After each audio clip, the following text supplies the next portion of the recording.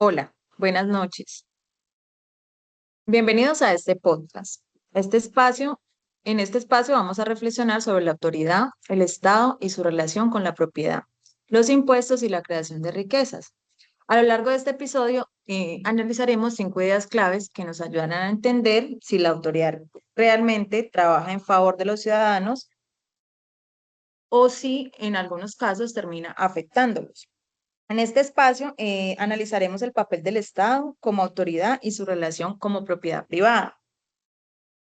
A partir de distintas visiones, el derecho y la economía política, reflexionaremos de manera crítica sobre el poder del Estado, los impuestos y el contrato con los ciudadanos, manteniendo siempre el respeto por las distintas posturas políticas de cada persona. En este podcast participaremos las siguientes personas: Giselle Jaramillo, Ángel Lucero Franco, Karina Barón, María Fernanda Rondón y Geraldino Campo. Entonces, vamos a iniciar con el primer tema. ¿Por qué una autoridad promueve la riqueza de sus subordinados? Una verdadera autoridad promueve la riqueza de sus subordinados porque su finalidad principal no es el beneficio propio, sino el bienestar colectivo y el desarrollo integral de las personas que están bajo su dirección. La autoridad auténtica se fundamenta en el servicio, la responsabilidad y la búsqueda del bien común, lo cual implica generar condiciones que permitan a los subordinados crecer económica, social y moralmente. Cuando la autoridad actúa de manera justa y orientada al bien común, fomenta el acceso equitativo a los recursos, protege los derechos fundamentales como el derecho a la propiedad y garantiza oportunidades reales de progreso.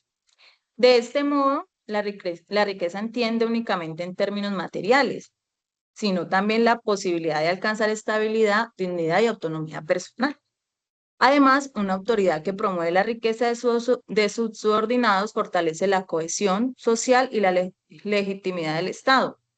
Al reducir la desigualdad y evitar abusos de poder, se crea un entorno de confianza en el que individuos pueden desarrollar sus capacidades productivas, contribuir al crecimiento económico y participar activamente en la vida social y política. En consecuencia, la prosperidad de los subordinados se traduce en una sociedad más justa, ordenada y sostenible. Este sería pues como el tema principal. Le damos paso a la siguiente persona. Hola, mi nombre es María Fernanda Rondón y hoy voy a hablar sobre una pregunta que puede sonar sencilla, pero que en realidad es muy profunda. ¿Por qué una autoridad no roba la propiedad de sus subordinados? Para empezar, hay que entender que la autoridad no existe para quitarle cosas a las personas, sino para ordenar y proteger la convivencia social. Desde la teoría clásica del derecho natural, la propiedad no nace con el Estado, sino con el individuo. Es decir, cuando una persona trabaja, produce o transforma algo con su esfuerzo, eso le pertenece legítimamente. Por eso el Estado no es dueño de la propiedad de los ciudadanos. Su función principal es reconocerla y protegerla, no apropiarse de ella. Cuando una autoridad toma la propiedad de sus subordinados sin su consentimiento, ya no está actuando de forma justa, sino que está abusando de su poder.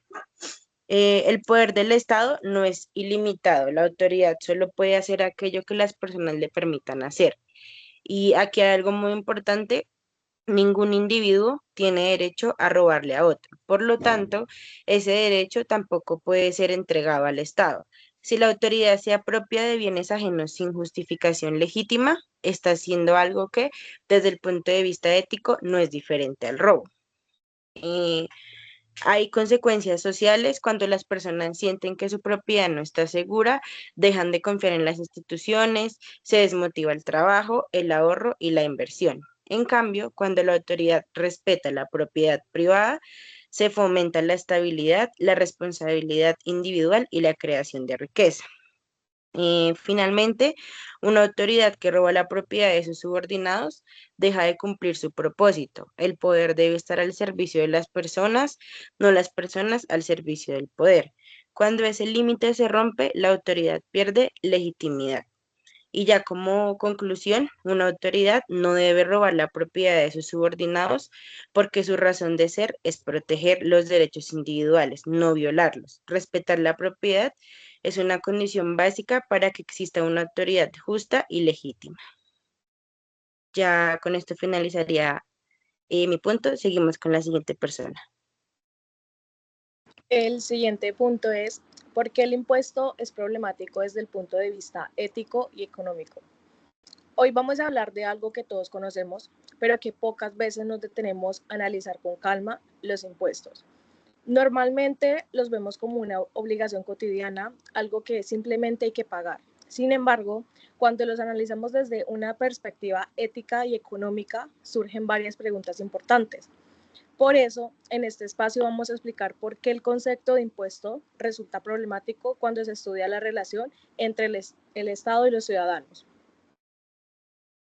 Desde el punto de vista ético, el principal problema del impuesto es que no es voluntario.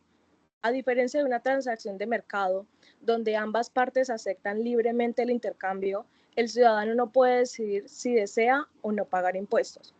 Negarse a hacerlo implica sanciones legales, multas e incluso consecuencias penales, lo que genera un conflicto directo con el derecho a la propiedad privada, entendida como el resultado del trabajo y del esfuerzo individual. Autores como Rothbard sostiene que, aunque el impuesto tenga fines colectivos, el uso de la coerción para obtener recursos plantea un dilema moral para la autoridad estatal y para la legitimidad de su poder. Desde el punto de vista económico, los impuestos también generan consecuencias importantes. Al reducir el ingreso disponible de las personas, disminuyen los incentivos para trabajar más, para ahorrar y para invertir. Acciones fundamentales para la creación de riqueza y el crecimiento económico. Además, el Estado no administra los recursos bajo las mismas reglas de eficiencia, competencia y responsabilidad que existen en el mercado. Esto puede provocar una mala asignación del gasto público, desperdicio de recursos y una mayor dependencia del ciudadano frente al aparato estatal. En conclusión, el concepto de impuesto resulta problemático porque afecta al derecho a la propiedad y distorsiona los incentivos económicos necesarios para la creación de riqueza. Desde esta perspectiva, el análisis ético económico permite cuestionar los límites de la autoridad del Estado y la forma en que éste obtiene y administra los recursos de los ciudadanos. Esta fue mi parte del punto y se lo doy a la persona que corresponde al siguiente punto. Bueno, continuamos con la pregunta número 4. ¿Por qué es dado pensar que el contrato entre el Estado y los ciudadanos favorece más al Estado que a los ciudadanos?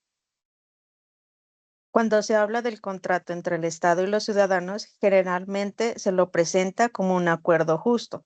Los ciudadanos entregan parte de su libertad y de su propiedad, y a cambio el Estado garantiza orden, seguridad, justicia y bienestar común. En teoría, ambas partes salen beneficiadas. Sin embargo, en la práctica es común pensar que este contrato favorece más al Estado que a los ciudadanos. Esto ocurre en primer lugar porque no se trata de un contrato entre partes iguales. El Estado concentra la autoridad y el poder de decisión, crea las leyes, establece las obligaciones y define las sanciones. Los ciudadanos, por su parte, están obligados a cumplir estas normas, incluso cuando no están de acuerdo con ellas. No existe una verdadera posibilidad de negociación individual, lo que rompe el equilibrio propio de un contrato justo. Además, uno de los puntos más sensibles de este contrato es la propiedad. A través de los impuestos, el Estado toma una parte de los recursos de los ciudadanos con el argumento de financiar el bien común. Sin embargo, el ciudadano no siempre tiene control ni claridad sobre el uso de esos recursos.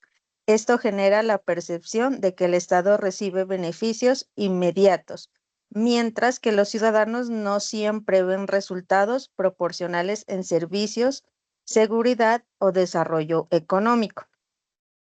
Otro aspecto muy importante que podemos ver es que el Estado puede modificar las condiciones del contrato de una manera unilateral. Puede crear nuevos impuestos, aumentar los existentes o imponer nuevas cargas legales. sin que el ciudadano tenga una forma directa de rechazar estas decisiones. Aunque estas medidas se justifican como necesarias para el funcionamiento del Estado, desde una perspectiva ética y económica se cuestiona si no termina afectando injustamente a quienes producen la riqueza. Por todo esto se sostiene que el contrato entre el Estado y los ciudadanos tienden a favorecer más al Estado. El ciudadano asume obligaciones constantes y obligatorias, mientras que el cumplimiento de las promesas estatales no siempre es claro ni eficiente. Bueno, esta reflexión no busca negar la necesidad del Estado, sino invitar a cuestionar si su autoridad se ejerce de manera justa y si realmente promueve el bienestar y la prosperidad de quienes lo conforman. Gracias. Buenas noches. Bueno, para culminar con el último planteamiento, ¿por qué la creación de la riqueza está relacionada con la reducción de los impuestos? La creación de la riqueza suele relacionarse con la reducción de impuestos. ¿Por qué? Porque cuando las personas y las empresas conservan una mayor parte de lo que producen, tienen más incentivos para trabajar, invertir y emprender.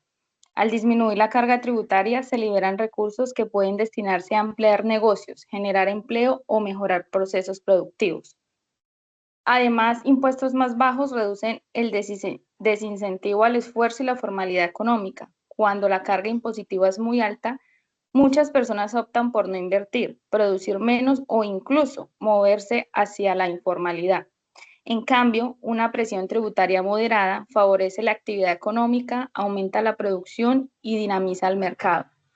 Desde la economía política, esto muestra que la riqueza no se crea principalmente por la intervención directa del Estado, sino por la iniciativa individual y la libertad económica, en un marco jurídico que respete una propiedad privada. De esta manera, la reducción de impuestos puede contribuir indirectamente a un mayor crecimiento económico y a lo largo del plazo, incluso a una base tributaria más amplia. Para cerrar, es importante reconocer que estos temas no tienen una única respuesta. Existen distintas visiones políticas y jurídicas y todas merecen ser escuchadas con respeto. Este tipo de debates nos ayudan a comprender mejor el papel del Estado, del derecho y de la propiedad en la sociedad. Gracias por acompañarnos en este podcast.